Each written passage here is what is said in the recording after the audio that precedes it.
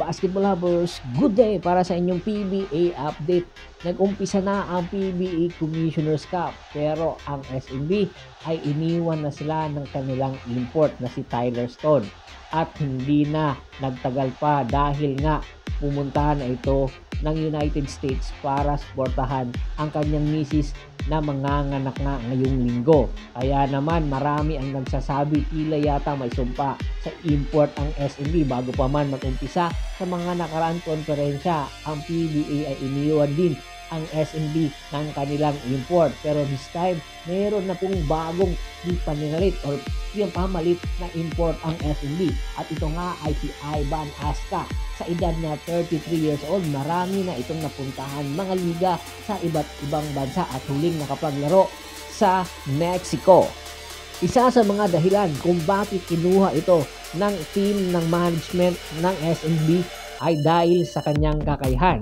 Dahil meron itong high flagging ability, shot blocking ability na badly needed ngayon ng SMB. At the same time, meron itong outside shooting at isa ito sa posibleng maging energy guy ng SMB. Pagdating sa crunch time, pwedeng sandalan ito ng management at ng coaching staff. Kaya naman marami ang nagsasabi sa coaching staff ng SMB na isa ito sa magiging supporting cast ni Junmar Fajardo. At kinakailangan kasi ni Junmar Fajardo ang isang magkukomplement na import na meron outside shooting na kinakailangan para mas lalong lumakas ang SMB. Wala ngayon si Big Manuel at ilan sa mga key players nito or ng SMB ay meron injury, kaya badly needed nila ang isang import na katulad ni Ivan Aska. Sa edad nito na 33 years old, marami na itong napuntahan at napaglaro ang liga, kaya alam niya na kung paano itong mag-a-adjust at hopefully makinig ito sa mga coaching staff para kung ano ang dapat i-adjust para makatulong sa team ay magagawa niya agad ito. At marami rin ang nagsasabi na mas malakas pa si Ivan Aska kaysa kay Tyler Stone. Kaya naman kaabang-abang ang first game ng SMB. Samantala, isang breaking news. Ayon nga sa ating insider, malapit na daw pumirma si Robert Bolick Jr. ng kontrata. Kaya naman pala ang Barangay Ginebra San Miguel ngayon ay meron naka-binbin na trade proposal. If ever na kinakailangan ng Barangay Ginebra San Miguel ang key players or superstar para makuha ang kampiyonato sa paparating na Commissioner's Cup, ang trade proposal na nakabinbin ngayon ay pwedeng pindutin agad ito ng Barangay Ginebra. At isa sa mga tinitingnan na kasama sa trade proposal na nakabinbin ngayon ay si Robert Bolick Jr.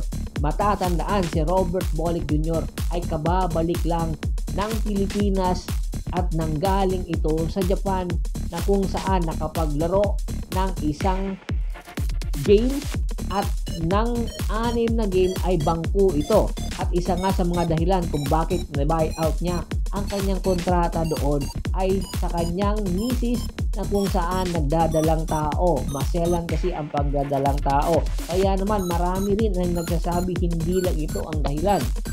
Alam naman natin kung bakit, meron rason kung bakit bumabalik or babalik si Robert Bolick Jr.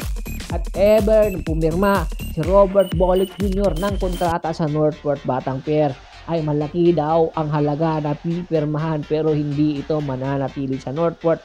Ay pupuntahan ni Robert Bolick Jr. ang Barangay Ginebra San Miguel na kinakailangan ang kanyang serbisyo. Bago pa man natin tapusin ang ating kwentuhan, shoutout muna tayo sa ating mga followers at subscribers kay Sir JG Camariñas, Norbel Arinduque, Ray Castillo Cayabyab, Joseph Dacuro, Perlito Bilan, Anthony Lucky Alon, Kagawad ka sa kinudukusin ng Hagonoy Bulacan, Ricky Lanza ng Ricky Rider TV ng Tansa Cavite. Marami pong salamat sa walang sawa niyong pagsuporta. Pakibisita na rin po ng Facebook fan page ko, paki-like, paki-follow, paki-share. Marami pong salamat.